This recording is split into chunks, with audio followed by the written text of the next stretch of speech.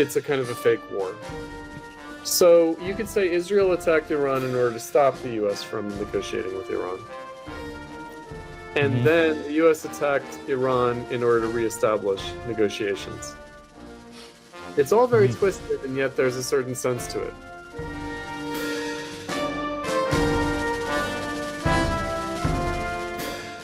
Welcome to the Cutrone Zone, all the way from what city in Germany are you at, Chris? Cologne, Germany. Cologne.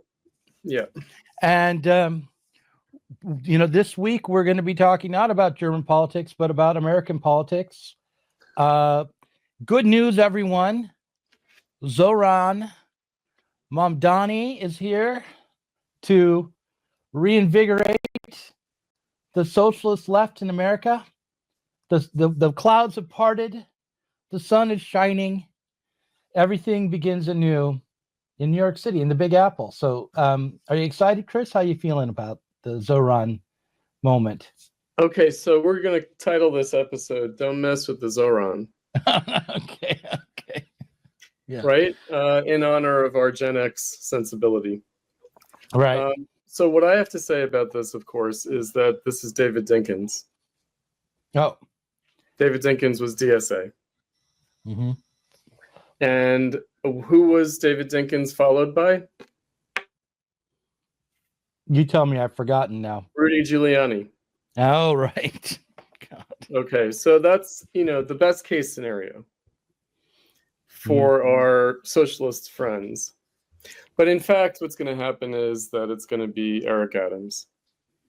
You really think so, huh? Oh, yeah.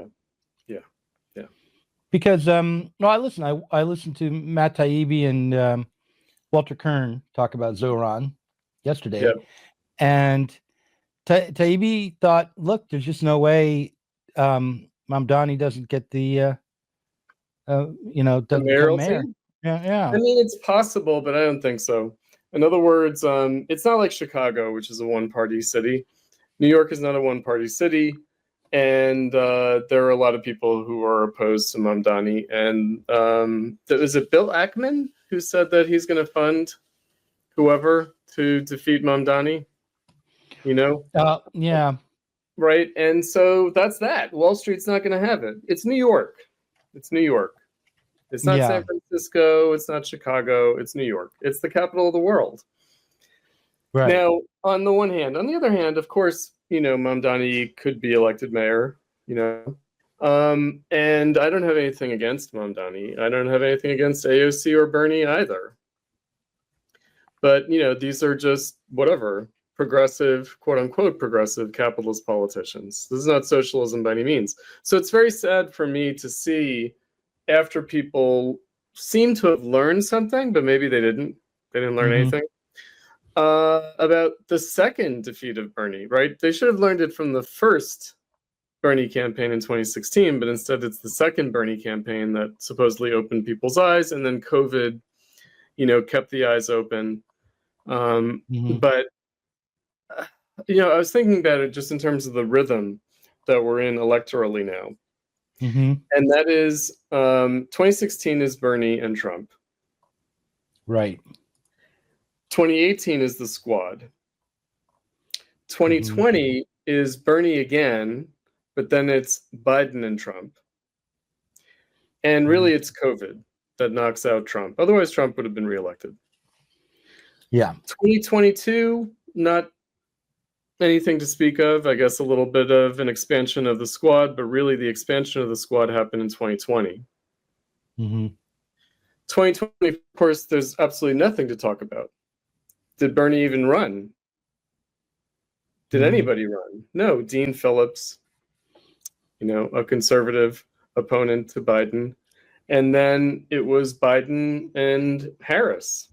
And it was Trump. It was the inevitable Trump reelection. So without the extraordinary circumstances of a once-in-a-century pandemic, Trump's reelected. So what are they going to do now? The progressives or the socialists? Well, I guess they have to find somebody. So they found this guy. Right?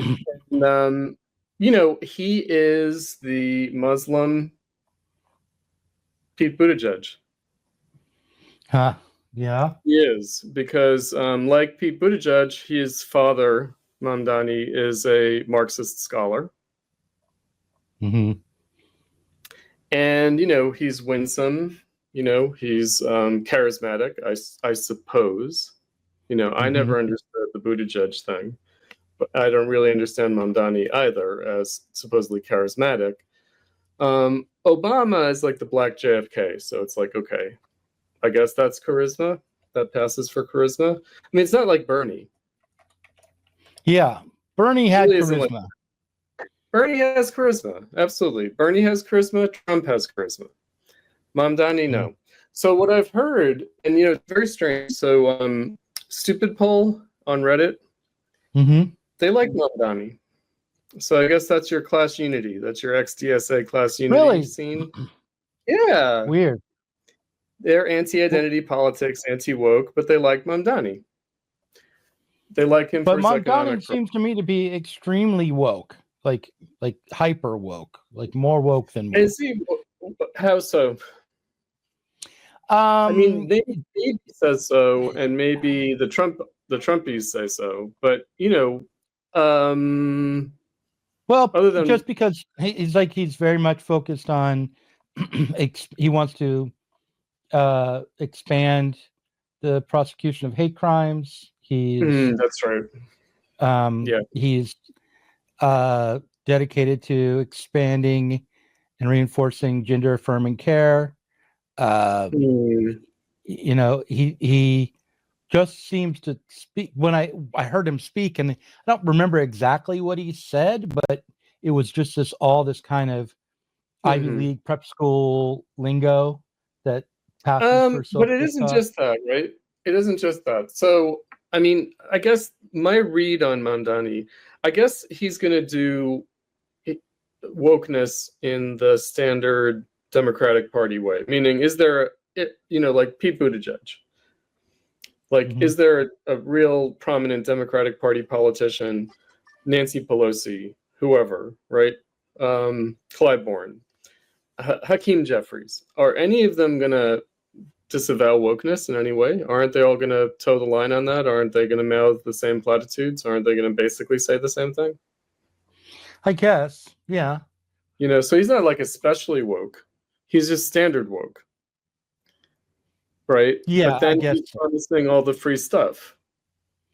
Right, but the problem is he ties that wokeness in to the, the economics, tenant rights and environmental and all of that, and the minimum wage increase and so forth, as if it's all one thing. It's a cut both ways kind of problem, which is to say that Bernie would say that the best way to fight racism is to fight economic inequality. Right. Right. And, Adolph Reed might say that. Yeah. Or his son, Touré Reed, might say that. But is that wokeness? In other words, to sort of make that argument, to say, if you want to fight racism, do economic egalitarianism. I mean, it's kind of a concession, but it cuts both ways, right? No, but it's not so much that he doesn't say that, though. He says we're gonna go after hate crimes. We're gonna protect these communities. We're gonna fight anti-Semitism. Even we're gonna protect the trans community.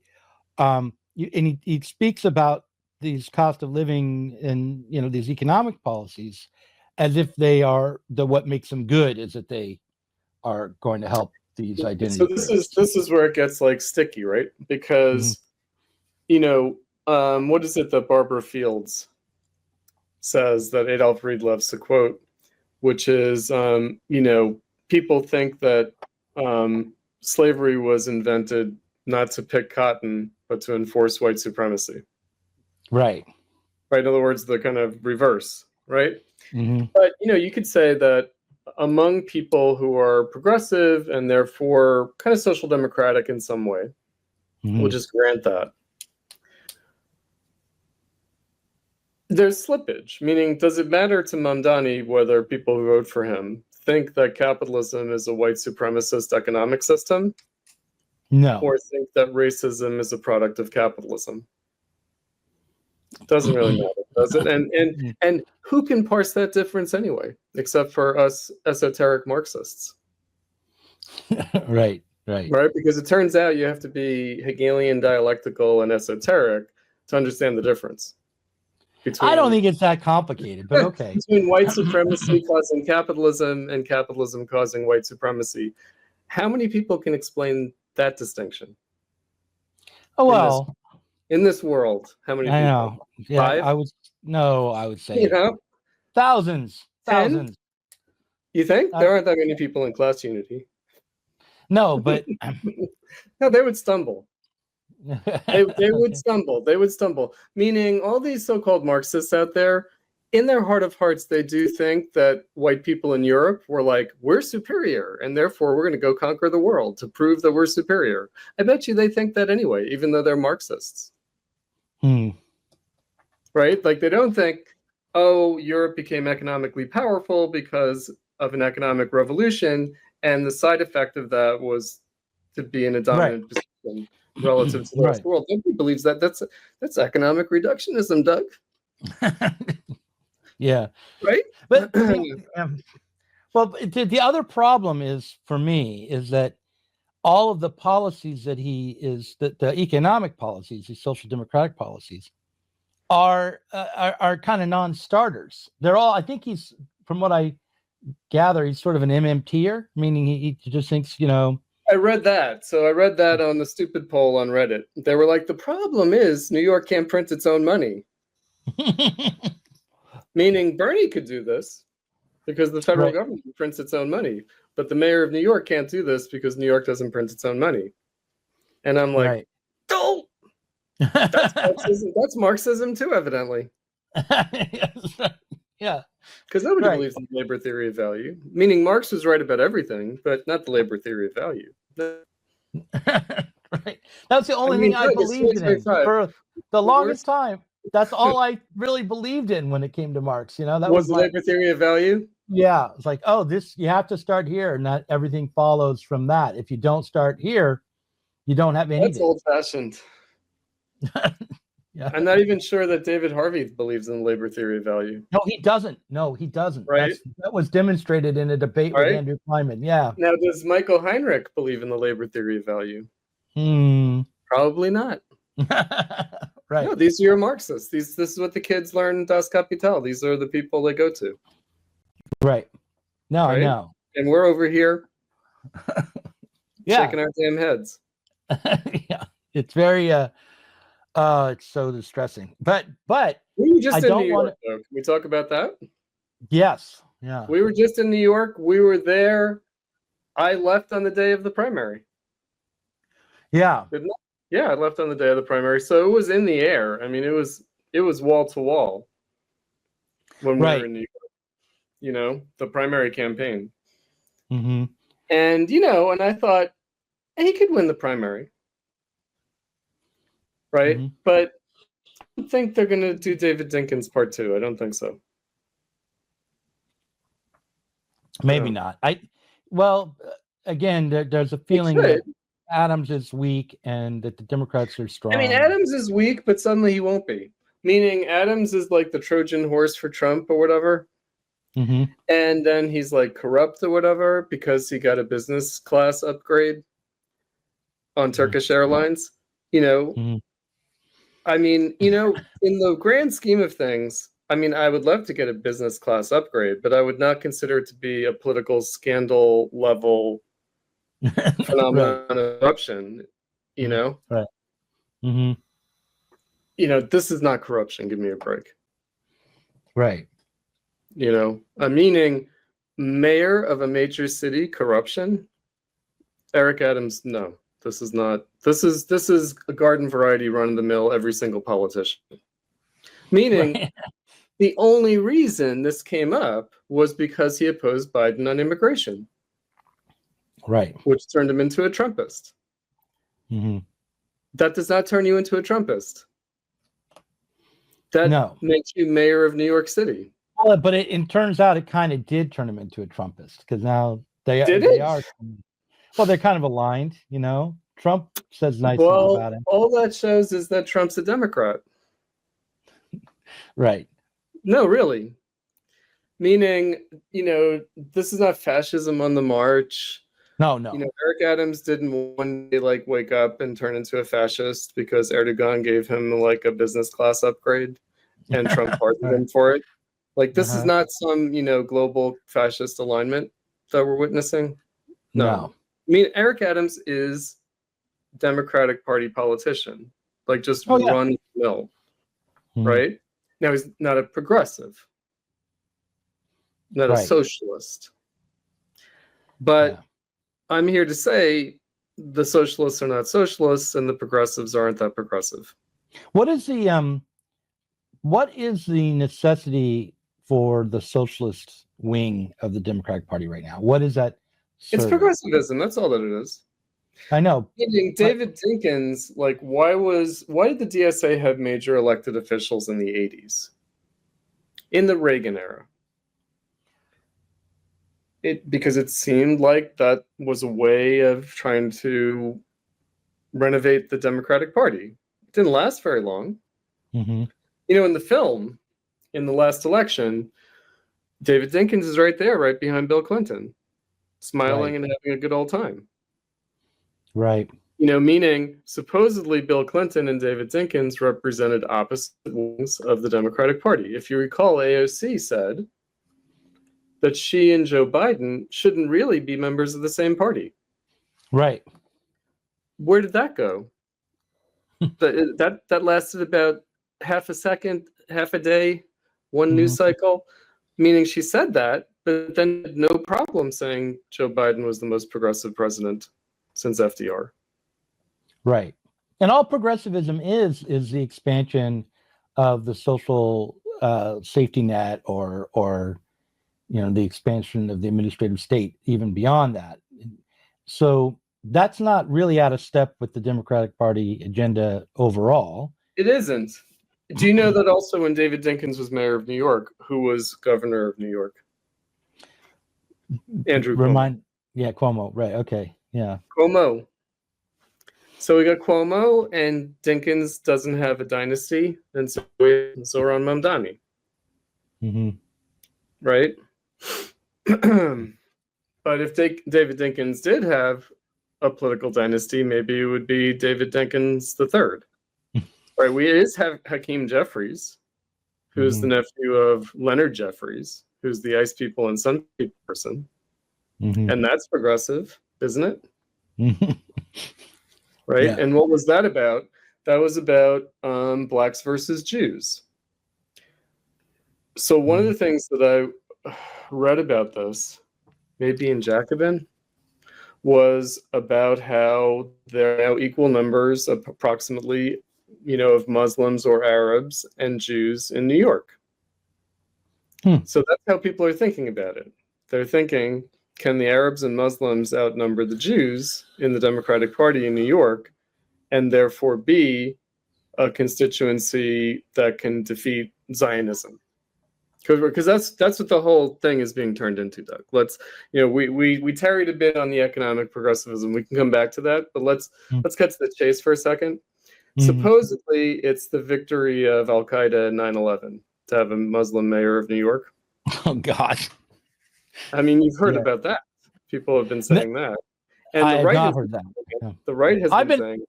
And the left is also saying it. The left is saying the same thing, except it's a good thing, not a bad thing. Meaning this is the supposed ultimate defeat of Islamophobia. Well, that's not the same thing as saying it's a triumph of. Well, but wait. Why are we talking about Islamophobia at 9/11? Meaning, who caused Islamophobia? Al Qaeda. Right. And so, again, this seems like the ultimate defeat of the war on terror. To have the prospect of electing a Muslim mayor. It is not. I can just tell you right now, it is not. I saw your video. I saw your video about 9/11 and the architecture and the memorial. Fazal and I have gone there. It's nice. It's tasteful, I suppose, as far as these go. But it is a strange non-event, non-memory. And I'm not sure that it's an unworked through trauma. I liked your video, by the way, because it's really about how maybe in capitalism we can't work through trauma. Right. Right. So, but that just means that we are perpetrators and victims of terrorism. On one another. That's what it means, right? Yeah. If there's no mourning and only melancholia, then that means that there's also mania. So it's just a cycle of terrorism forever. Right. Right. Yeah. Children, recall children, we're already living in dystopia a long time ago. In case you didn't know, we're already living in 1984 in Brave New World for a very long time, because those people were not talking about the future. They were talking about their present. Right. Right. So, but this is how it's taken up. Like, it signifies something. Like Zoran Mamdani, signifies something. And it is the millennials. It is the millennials. So something that we talked about in terms of the Trump election. Right. The boomers and the millennials voted for. They voted for Harris. And Gen X and the Zoomers voted for Trump. Yep. Yeah. And it's Eric Adams versus Zoran Mamdani. It's going to be the Zoomers and Gen X versus the millennials and the boomers, meaning who's going to vote for Mamdani? The millennials and the boomers. They might pull it off. But how many Gen Xers and Zoomers really are there in New York as compared to? There's a lot of working class people. Right. So the quasi-employed millennials and the retiree boomers. I don't know if they can outmatch the working class. Right, because because the Gen Xers and the Zoomers are working class in a way that millennials are working class too. There are plenty of working class millennials. They're post-work. No. Gig economy. Just now. They jumped from employment to management. They jumped from no job to management. That's what we're dealing with in the last few years. It flipped from never had a job to management. This is the supposed PNC, right? I guess. Because they parlayed gig economy into management skills. Or not a bad idea. Or they parlayed their endless graduate school into management credentials. Right. No, I mean, I have a distorted view. I know some millennial students who became academics and who never really had a job. And so the first time they had taxes taken out of their paycheck was when they got their first academic job. And they were shocked at how high taxes are. And I was like, haven't you had a job before? And they're like, right. Yeah, no. Meaning, late 30s, never had a job. Oh, okay. I knew how much they took out of your paycheck since I was 15. Yeah. Right. Yeah. I remember being about 18 and being pretty pissed off at how low my paycheck was for it's incredible. But look, just as a demographic, but New York's a working class. New York is a working class city. And the question is, will the working class vote? And that's where it's not, I don't think it's like Chicago. So we have Brandon Johnson, friend of Platypus back in the day, spoke on our panels, acquaintance of people in Platypus. We know him. And, it's a one-party state, and you can have relatively low turnout elections, and you can have a phenomenon like this, like Brandon Johnson, because that's the comparison. The comparison that's being made is New York's going to get their Brandon Johnson. And I just don't think the cities are comparable that way. Right. It is, a blue state, a blue city in a new way, and especially in the Trump era. But the whole point is that the Trump era is shaking this up, meaning the initial phenomenon of the Trump era is this hyper-polarization, blue state, red state, whatever. But ultimately, it's going to shake out quite differently. And we already saw that in the 2024 election. Right. And so, in terms of, New York has wealth. So Eric Adams, what did Eric Adams say? Eric Adams said Mamdani is the child of wealth and privilege, and he's never had a more difficult day in his life. Right. Whereas, Eric Adams represents hardworking people who don't want to hand out, just want to hand up. Right. And by the way, you're taking the Walter Kern position in this. When I watch Taibbi Sure, and Kern, I guess Kern's so. like, he said Adams is going to hit the streets. He's going to get all the working class people out to vote. If don't count it out. I'm just saying that's my guess. I could be wrong. Mm-hmm. Now, again, we have to be careful. Is it my wish? Not particularly. No. Meaning, like I don't have a passionate opinion about Mamdani being mayor of New York. I think in some ways it would be good for him to be mayor of New York. Mm-hmm. A young guy, a democratic socialist, whatever, Muslim mayor of New York, fine, cool. I'm into it. But it's not going to end well. Brandon Johnson, it's not going well here in Chicago. I'll tell you why I wouldn't want him to win and why I wish he didn't exist. Because we just went through a long period of trying this approach to politics, trying the social democratic electoral progressive as socialism approach to politics. And it didn't work, and it left us disoriented and defeated.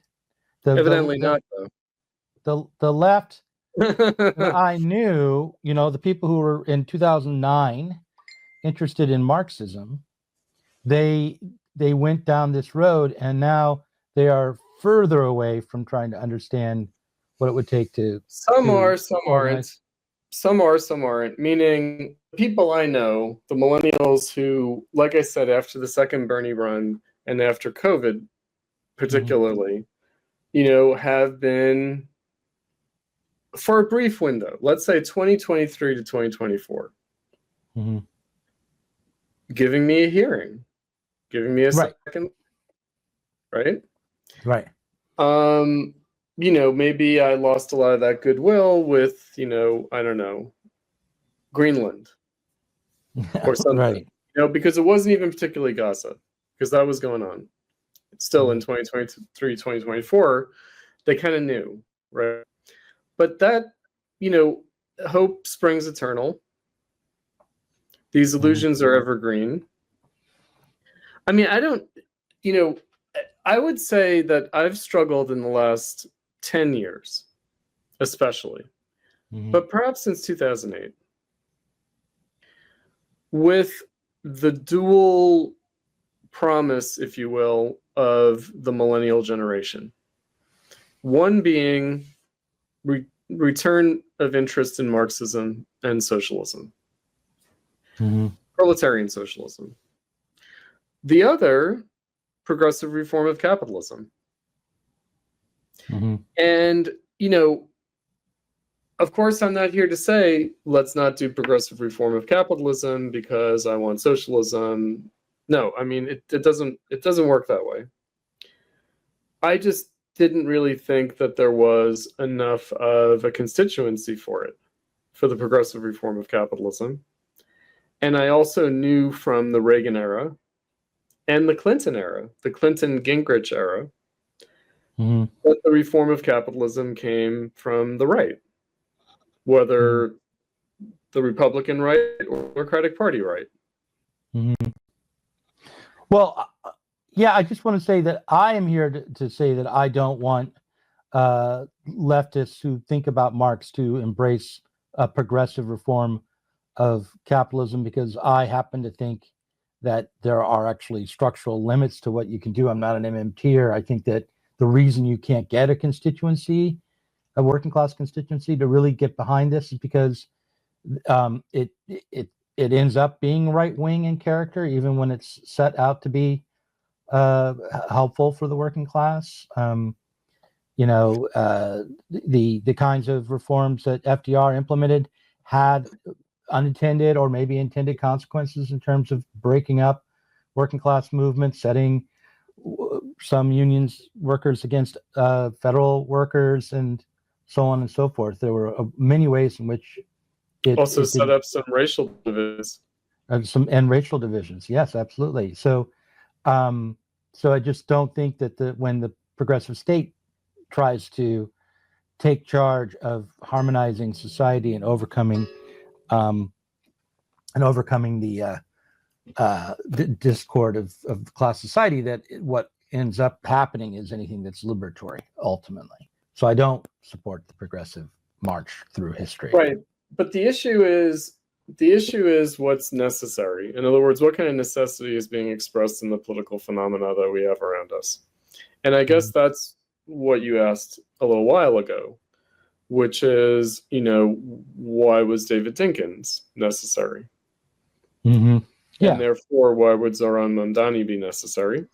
Mm-hmm. And, I'm not going to say, because the capitalists have to throw some sops to the workers to de-radicalize them.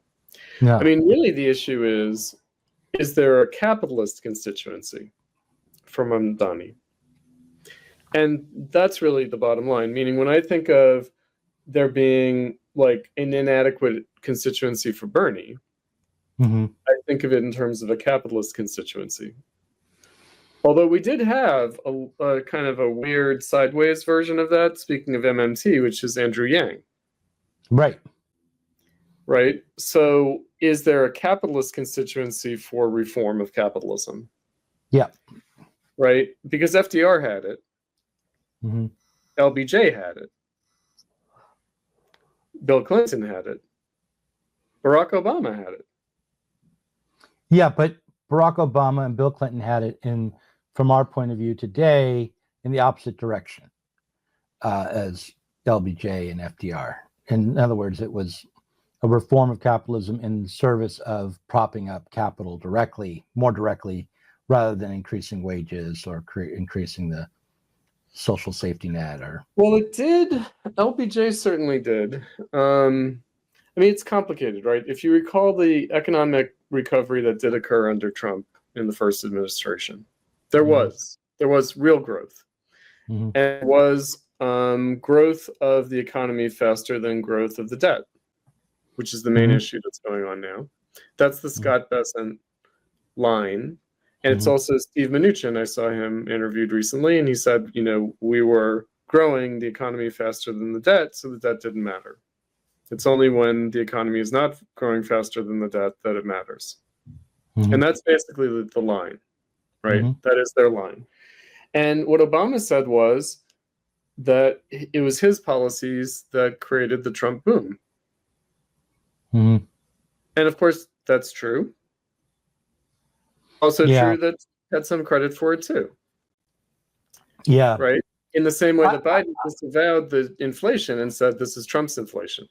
The old Doug, the MHI Doug would say, no, it was not Obama's policies that created the boom in the Trump years, and it wasn't the Trump policies, but rather the kind of natural cycle of capitalism, and that like and the way I would explain it is, if you want to really raise the minimum wage, have a pandemic. Fuck with the labor market. Yeah, the labor market. Right? I mean, but wages were going up before the pandemic. I mean, I think that you and I back then, you had a hard time believing that there was a recovery and a boom at all, right? It's only in hindsight that you acknowledge that there was one, and then things start. No, that's true. Like, I was just totally like ideologically committed to the long recession, Michael Roberts, this is no recovery is possible. No, Ted Reese. Yeah. I mean, as recently as Ted Reese, right? Ted Reese, who wrote for Compact, Why Capitalism Needs War. Right.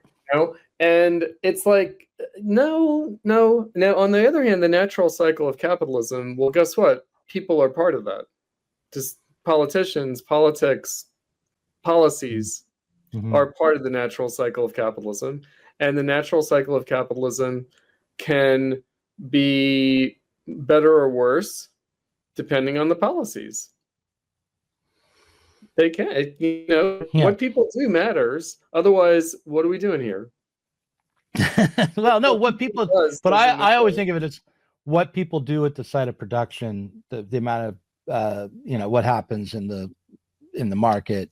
It's at all levels. It's at all levels. I think that I wrote in, my first article for Dogmatization and Thought Taboos, I said, you could go to Davos and give a TED talk and convince all the capitalists to become communists. Right. But it won't work. And the reason it won't work is not because, things have to be done democratically. And that's not the reason at all. If they tried to do these things, they would suddenly discover that the working class is an obstacle to it. Meaning the working class votes with its feet, meaning, no one can engineer what people are willing and unwilling to do in terms of work. Mm-hmm. So point of production, there's factors to that. So it's at all levels. It's at point of production, but it's all the way up to capitalist policies in the political realm as well. Mm. And these things are mutually conditioning, meaning the policies affect the conditions and the conditions affect the policies. Meaning when they try to implement these policies, those policies still have to translate into social reality. And, it's complicated in the sense of there is not a one-to-one direct, and therefore it will always be ambiguous what the relationship between capitalist policies and something like the business cycle is. Mm-hmm. Right. But at the same time, we can't say, well, the business cycle is there regardless of the politicians, because what they do does have some effect. Right. And they're there to represent not just the voters, but also the working class does influence to some degree, less than you might think, but what they can do, not just through voting, through voting, right? Right. Yeah. Not just through voting. And, again, I mean, so all these things, people throwing at Zohran Mamdani, they're saying, oh, as Margaret Thatcher said, eventually, you run out of other people's money to spend. Yeah, right. Right. Yeah. And of course, that's simply true, meaning like all the, PMC leftists are just like stewing, I hate Margaret Thatcher, other people's money. No, we want all their money. No, I mean, yeah, it is true. We run out of other people's money. And, all that means is that ultimately the source of money is labor. Right. Ultimately, the labor theory of value applies is not really. Right.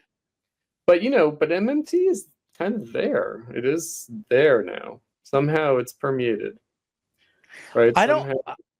I was one of the earlier people to talk about MMT in any serious way back around when I guess Yang was running, and maybe even a little before that.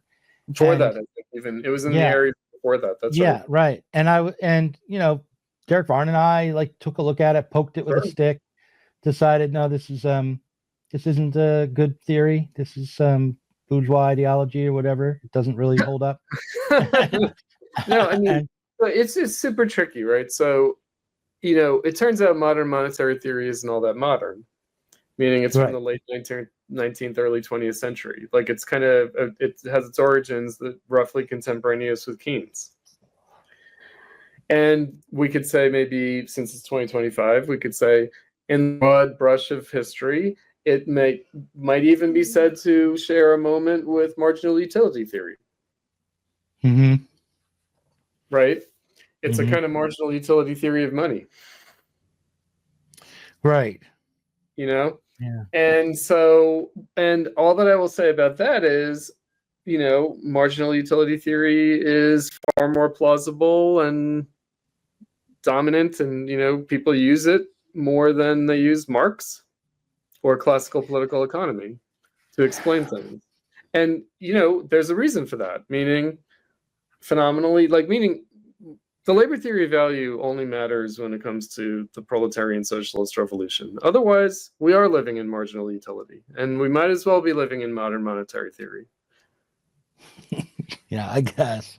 No, because, in other words, asserting the labor theory of value, I always put it in terms of Adam Smith. It's the is-ought. Right? He's saying it is the case that labor is the source of value, but it also ought to be the case that labor is the source of value. Whereas Marx is saying something else. Labor is the source of value, and that's become self-contradictory. Right. So, if we're over here saying, no, it's the labor theory of value, we're implicitly saying it should be classical political economy. No, okay, but see, I'm not really, I'm not saying that. I'm saying No. the limits to our politics come down to the contradiction within the labor theory of value, that we cannot overcome the problems of our society without overcoming the basis of it. And the basis of it being labor is what's setting up these limits and contradictions and financial crisis and so forth. So you can talk about marginal utility theory and MMT, and maybe for a while it's like, you can give placebos, or you can go and get some acupuncture, or you can maybe the body has like internal resources that need to be activated. No, I know, and like these things, hell, for all I know, acupuncture is more than a placebo, right? I mean, so I'm not knocking it all. I'm just saying, like, it ultimately we do have a better understanding than these things are founded upon. Being stuck in Europe, mm-hmm. I've been here for not quite a week. So I was in Frankfurt, mm-hmm. and now we're on the road. We hit the road. And we went up the Rhine, and we're going to go places and see things, And in Germany, my access at the hotel to American TV or news sources has been limited. Mm-hmm. So I haven't been able to be, up on Fox News or even the rest of the Murdoch Empire, Sky News or whatever. Mm-hmm. So what did I have? Because they didn't even have Al Jazeera English or RT. Somehow those were blocked, I guess, or something. They're like on the channel menu, but not showing up. Because I was like, I need something here, man. I can't watch like American TV shows dubbed in German, which is weird. So it's Bloomberg. Doug, it's Bloomberg. Okay. Bloomberg TV. And they had a whole thing about Zoran Mamdani. Uh-huh. And they brought out like a professor of like political history of municipal politics, mayors, who was like, oh, one of the best mayors in American history was the socialist mayor of Milwaukee. Mm-hmm. And he said, it's not true that, to be a good mayor in capitalism, you just have to, serve the rich people. It's not true at all. Right? Mm-hmm. And and he said the difference being that the old socialists had a healthy dose of pragmatism, and everything wasn't like a slogan. Mm-hmm. And they actually had to deliver for the people. They weren't as ideologically committed to this or that policy. Right. Right. And that's why they could be successful mayors, because yes, their priority was to serve the poor people. But this guy was like, actually, if you're mayor of a city, you do have to serve the poor people.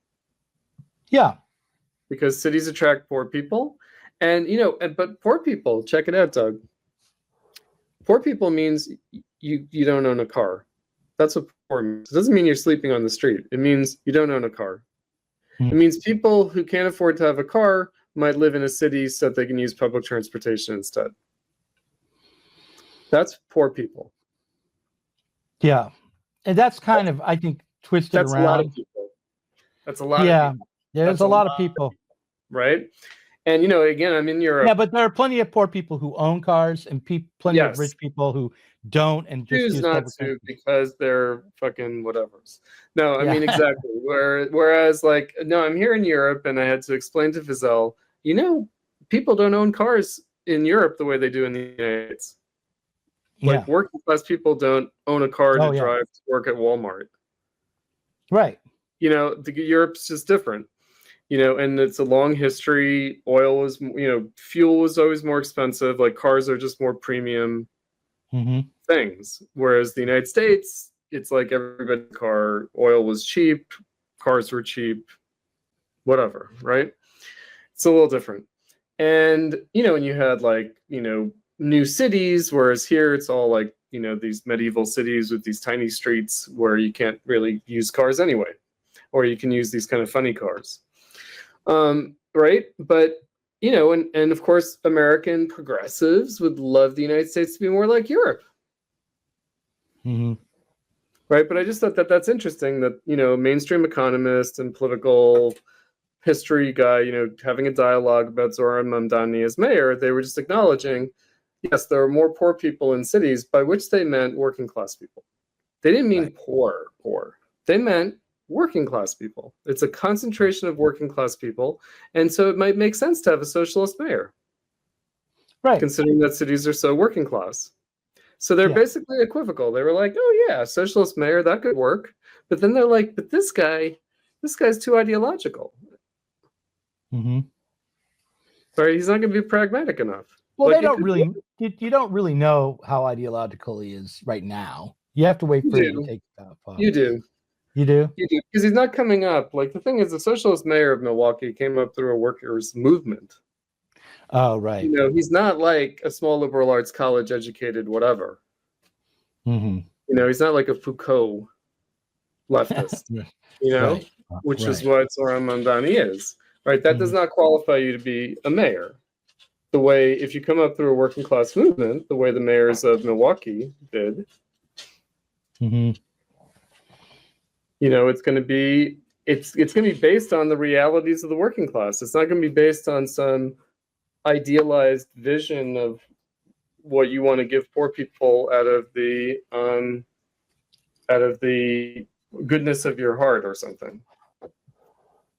Right.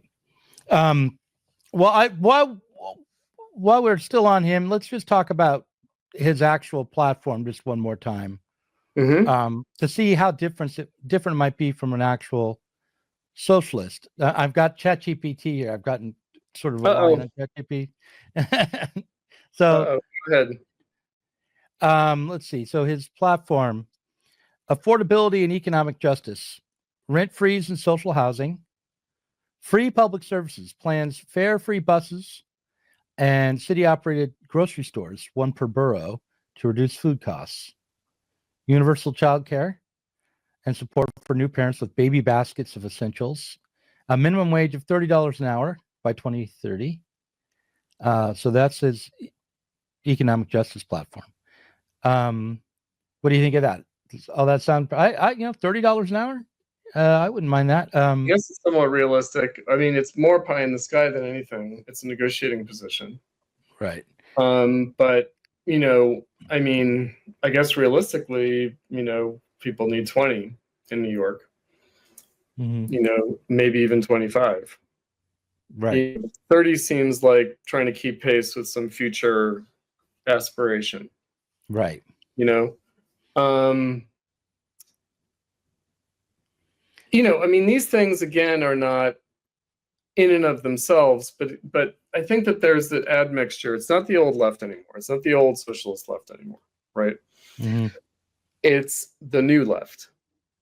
And what people forget about the new left program is that it's supposed to bankrupt capitalism. Oh. In other words, it's supposed to bring about the socialist revolution by bankrupting capitalism. Right.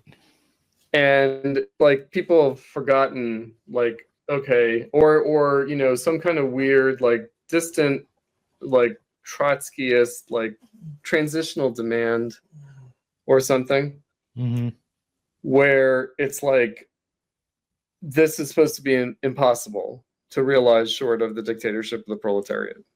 Right. And the class struggle that is supposed to commence with the dictatorship of the proletariat. Right. And so they forget all that, and they're just like, oh yeah, you know, we just, you know, we want to establish bargaining positions, you know, negotiating positions to make our demands, and then if we're somewhere in the middle, because wasn't the progressive minimum wage 15? Yeah, it was national, right? And so, you know, they just kind of pull this kind of number out of the air and say, oh, well, in New York, it should be 30. Like, everywhere, it should be 15. National minimum wage should be 15. In New York, it should be 30. And I think the national minimum wage is 7 something. Yeah, something like that. Right. So the idea is that you should double the national minimum wage, and you should quadruple it for New York. How's that? Yeah, this is not a serious program. Yeah. This is not a serious program. Do you want to hear the next bit in here? Tax reform and funding. So wealthier neighborhood property tax shift, raise property taxes on richer, whiter areas, specifically whiter areas, to relieve burden on outer borough homeowners. and then a corporate and millionaire tax hike, 11% corporate tax, 2% New York City resident income surtax on millionaires that will raise $20 billion for housing, transit, and childcare. So, the usual right-wing response, which may not be wrong, is, okay, you do this and you're going to create capital flight in various ways, and that will undercut the whatever gains you get. They were talking about this in Bloomberg. They were saying, okay, rich people are mobile, but will they really leave, right? And so the threat of a death spiral in New York, right? Which I think there's been a fear of that in Chicago as well.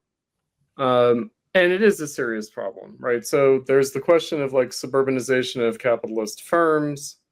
There's a question of like wealthy taxpayers, by which they don't mean the super rich. They don't mean the 1%. Right. They mean wealthy, meaning you live in the city and have a car, as opposed to you live in the city and don't have a car. You're a millionaire.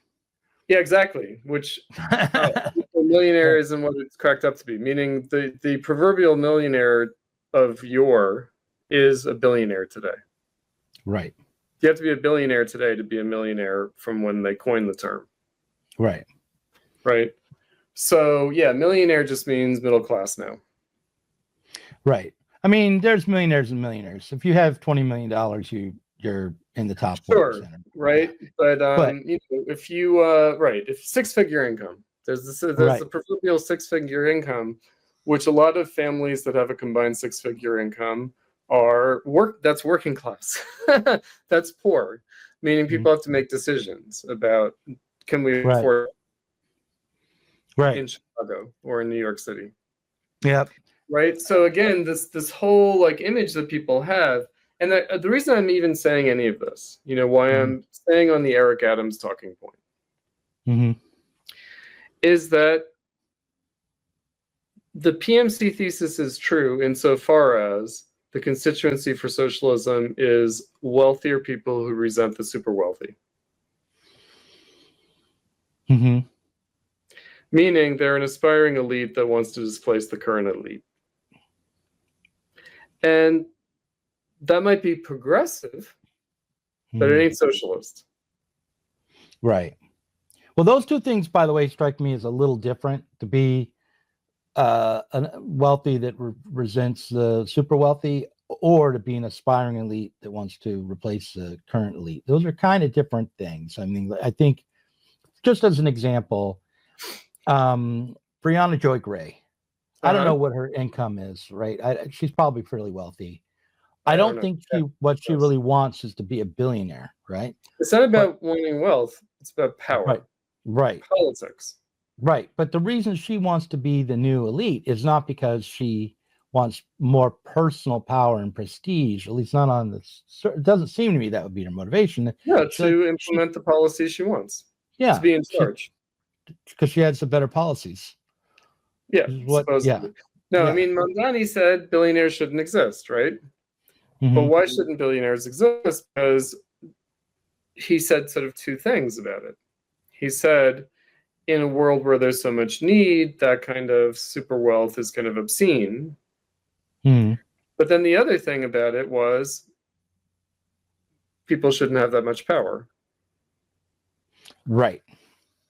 And those are different things. And again, if Bill Ackman ends up, successfully mounting a campaign of billionaires against Mamdani, then it's going to be like, well, the billionaires, they fought back. We said we don't want billionaires. It's a Bernie talking point. There shouldn't be billionaires. And so the billionaires fought back. And so it's class struggle. But, the reality is that unless you're going to just nationalize most industries, exactly. You're going to have billionaires. Are nothing. Billionaires are just stock portfolios, meaning like nobody can eat billions. Like nobody can consume billions. It's not like your lifestyle improves because you're a billionaire. It does a bit, but I don't know.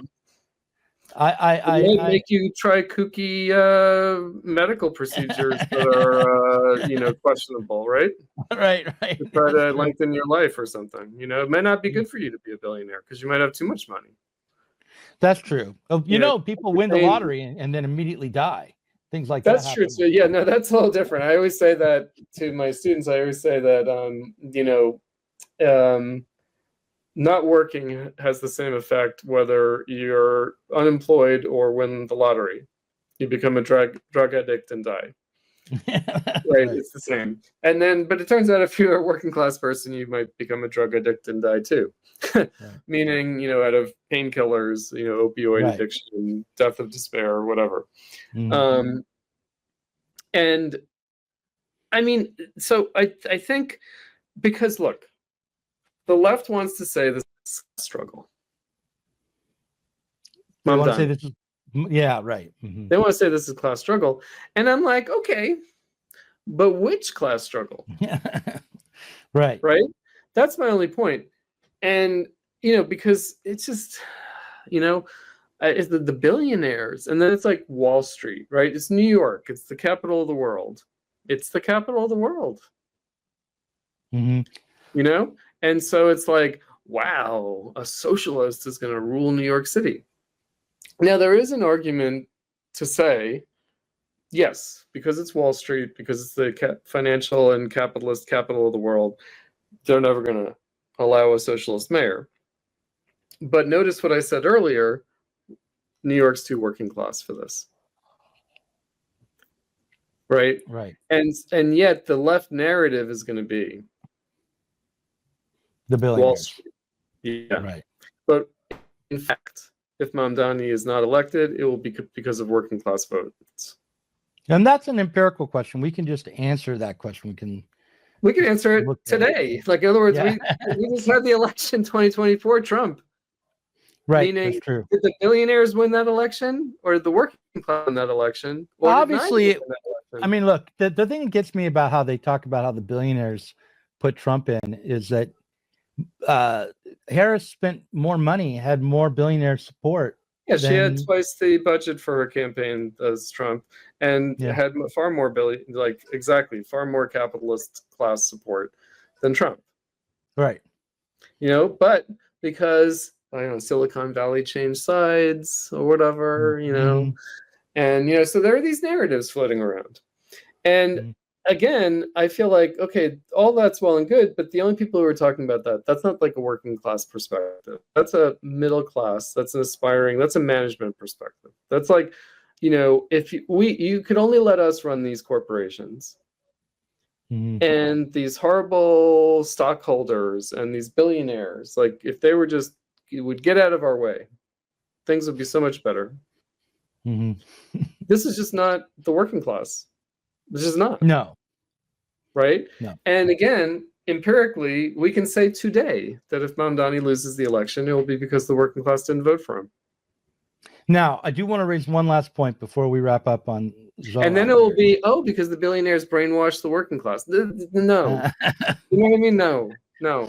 There's not enough time to brainwash the working class, like 6 months or whatever, No, but we're already in 1984 and the Brave New World. You said that already. They're already brainwashed. But remember the proles in 1984. I know. They're not ideologized. They're not ideologized. They're the only hope. But they'll never do anything.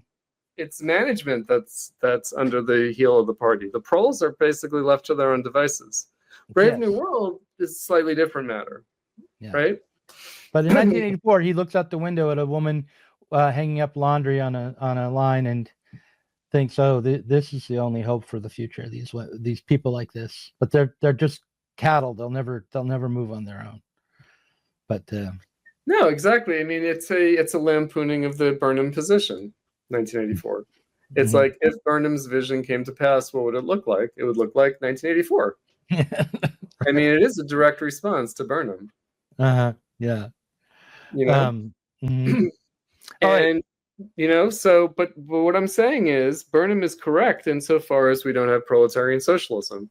In the absence of proletarian socialism, the Burnham thesis is correct. It's just a cycle of elites. Last question for you. Zoran's position on gender affirming care and the LGBTQIA plus community. Plus. He wants more money to go to access for youth care, which is good, and for telecare altogether. That's fine. And then he wants to create an office of LGBTQIA plus affairs, which will guarantee New York City as a sanctuary and legal recourse for trans care denials. They don't have that already. I don't know, but he wants to create it, so they must not. Or maybe they have it, but wants to give it this particular mandate. Yeah, probably. I think there is this idea. It's like the sanctuary city idea, and it's also like the abortion issue idea, meaning states that have, more liberal abortion laws are going out of their way to be sanctuaries for people from other states that don't. Mm-hmm. Right. And so there's a kind of abortion sanctuary kind of idea, just the same way there's a kind of immigrant sanctuary idea. And I guess this is the notion that in a red state, blue state divided country, you want to actively provide services for people in the country who do not have them locally. I just want to ask you, what do you think of being a part of the LGBTQIA plus community? And of those different letters, which ones do you feel most aligned with or allied with? No, I'm gay. Right. Although so really a which, homosexual. is that the Q? Is that the G? Which there's no H. What's A again? A is asexual, right? A is asexual. Yeah. Sometimes there's two Qs, sometimes it's LGBTQIA. So the Q is queer and then also questioning, which puts me in the LGBTQ. Are you questioning? I questioning all the time. I question everything. Oh, I see. You question everything. I don't think that they mean that. Oh, I don't know. I don't know what questioning means. I think they mean questioning your own sexuality. I don't think they mean skepticism about all things in the world. Oh, okay. Like being Socrates doesn't make you a part of the gay community. Yes, it does. It does. Well, it might have, but that's sweet. Okay. Yeah. Anyway, so so that's that. But I do wonder if, given the CAF's report or the CAF's review and some of the ways in which the science behind gender affirming care is being questioned, if New York is setting itself up to be a hub for future litigation around these. It might be. It might be. Yeah. I mean, I think that, so him promising that, it's a curious thing also in New York. So you would think, okay, there's New York State and then there's New York City. And Andrew Cuomo was governor of the state of New York. So it's kind of like, okay, he's going to be mayor of the city of New York. Is that kind of a step down? Actually, it's a step up. Meaning mayor of New York is a much more powerful position than governor of New York. Even though the governor is nominally above and can overrule things in the city of New York. Right? The state can set policies in the city of New York and limit policies in the city of New York. So I think that at the litigation level, that's something much more in the realm of the state government than it is the city government. Right. But it could be then what this means is that he is offering to be pushing New York State to be a leader in promoting trans rights nationally. Right. So I think that what we see really with Mamdani, rather than the merits of any particular issue, like this, the one you raised, is the attempt to prevent the Democrats from backsliding on the progressive agenda under Trump. It's an attempt to prevent the Democrats from adapting to Trump. And of course, Eric Adams seems to be rather the opposite. He seems to be rather in the lead of Democrats who are adapting to Trump. And so Mamdani is the one to say, no, we're not going to do that. We're not going to try to compete with Trump by conceding to Trump. So we are back in David Dinkins and Bill Clinton land, which is that David Dinkins represented the Democratic Party that did not want to concede to Reaganism, whereas Clinton appeared to be the Democratic Party that was willing to be Reaganite to some degree.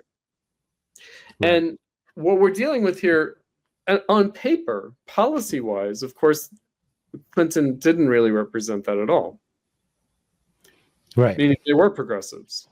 Bill and Hillary were always McGovernite progressives. So what does it mean? It means conceding to reality on the ground, what we were talking about. In other words, conceding to the reality of capitalism. Meaning insofar as capitalism is undergoing a change, then of course the capitalist parties have to adapt to that change. And Trump represented the Republican Party adapting to that change. Right.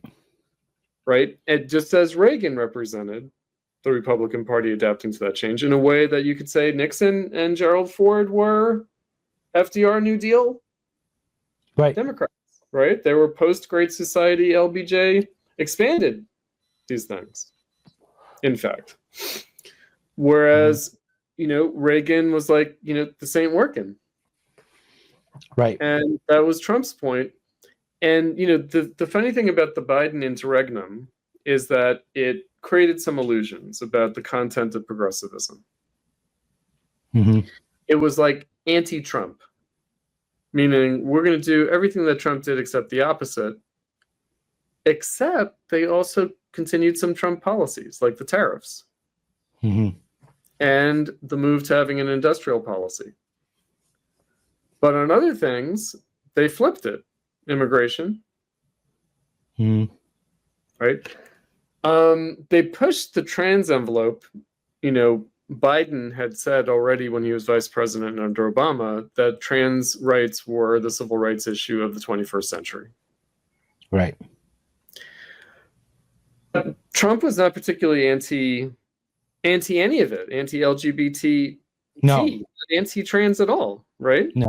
Now, it turns out he's had to represent a backlash against the Biden. Right. Right. So now on immigration, again, what if the immigration landscape really has changed from the time of Ronald Reagan's amnesty or a kind of tacit bipartisan consensus? And even a flip where the Democrats would be the nominally pro-restriction on immigration and the Republicans would be nominally, oh no, we need these workers. That was already weak in the 90s, by the way. The Democrats were not always consistently for limiting immigration in the 90s. The left was often but they would intone this. Right. And I think that Bernie's a little bit of a relic of that when he would say, open borders is a Koch brothers neoliberal thing. And, so I think that, again, and it's turned into something else, turned into like racism. And it's like, that really isn't the issue. The issue is how do immigrants fit into the workforce and into capitalism? And there are changes. I mean, there is, since 2008 and since COVID, there is a hollowing out of the middle class in the third world. There's a difference between an economic migration to find work and economic refugees. Right. Fleeing economic and political collapse, which then the left will turn into, oh, it's climate change. People are fleeing like global warming. Then they're not. That's not what's happening. What's happening is third world states are being hollowed out. There are political crises. There's chaos. Latin America, the Middle East. I mean, obviously. Right. There are civil wars. There's political unrest. So it does create a kind of a paradoxical situation. Right? Because it's not like, oh, the poor people of the third world are flooding into the metropolitan world. That's not what's happening. The middle class, the people who can pay human traffickers. Right. And who will be working. Right. When they arrive. And so I think that these are complicated issues, and the way the capitalist parties talk about them, the way they demagogue them, not helpful. The left just responds at that level. Right. Right. So I think that, again, what Trump represents is not what it's purported to be, either by the Trumpies or by the Democrats. Mm-hmm. You know, like Stephen Miller, you know? Mm-hmm. Stephen Miller. So, you know, just on this immigration point, when Trump, you know, posted the truth and he said, you know, actually, we shouldn't be rounding up people at the hotels and in the agricultural fields. Mm-hmm. Right. But then I guess then it was like, oh, actually, we're going to do that anyway. Right. But there is this tension and the role that things play, meaning what is the role of a Stephen Miller in Trump's grand plan? And who's using whom? Is Stephen Miller using Trump? Is Trump using Stephen Miller? And in what way would Trump be using a Stephen Miller?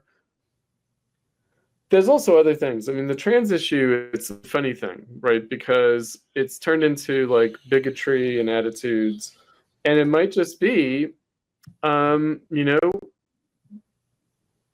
the US military can't afford to be the place where people go to get free trans treatment.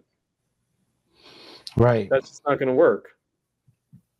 The trans issue is a strange one because it's really a civil liberties issue, right to express yourself, be who you want to be. It's a medical regulation issue, though, too.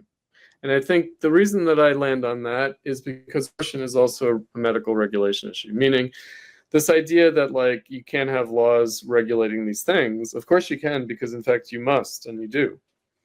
Meaning all medical procedures are regulated by states. All. So you can have assisted suicide in some states, and in other states you can't. Right. And you could say that that's a civil liberties issue, but immediately you're going to get into this sticky zone of regulating these practices. Right. Right. And I mean, I'm not saying, you know, like I tend towards the civil libertarian attitude about these things. Mm-hmm. I do. But I also understand under capitalism, these things are going to be regulated. Well, right. And that's the whole thing about the Cass review and how, you know, I'm saying this might be opening up for litigation because it's not merely a civil liberties issue. It is a medical one. Listen, we've talked about a litigation issue. Let me just say one last thing on that, since in my recent Bonapartism is not Bonaparte, I pointed out that Lawfare is Bonapartist. Right. Right. It's something that I was following up on from my article from last year before the election, Why Not Trump Again? Where in my Lawfare article, where I just pointed out, look, democracy is being replaced by litigation. Yes, but I do think that there's a difference between lawfare as we understand it from the last election and like class action lawsuits being put together. Yes, they are different, but it is also remarkable that the way capitalism is regulated is a function of litigation. It's not a function of politics. In other words, politics becomes epiphenomenal to litigation. So it gets to your point, which is that is Zohran Mamdani promoting this in order to establish New York City and New York State as centers of litigation? Right. And why? Because that takes the place of politics. Right. Or that is politics. Right. Yeah, and if you have a big class action lawsuit in New York and it goes to the New York Supreme Court and they rule on it in one way or another, that will set up some basis for policy changes. It will. It will establish practices in capitalist corporations, which will drive government policy changes. And we saw some of that, by the way. We saw how like what the right would call woke capitalism, especially on LGBT issues, you know, did punish states for bad laws. Right. Their view. In other words, they punish states for interfering with their management imperatives as capitalist corporations. Right? And again, none of this has anything to do with socialism or Marxism. Zero. Like absolutely no. Nothing. It's just the way that the capitalist state functions. Listen, let's send it there, and then I'll in about 5 to 10 minutes I'll send you another link. Is that okay? Cool. All right. Thanks.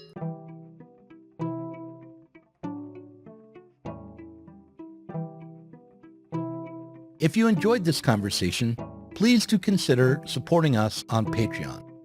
Our patrons help to make sure that Sublation Media can continue to provide interviews, videos, books, and articles that are critical of the left from the left. If you are tired of remaining stuck within bourgeois ideologies and politics, help us sublate them both.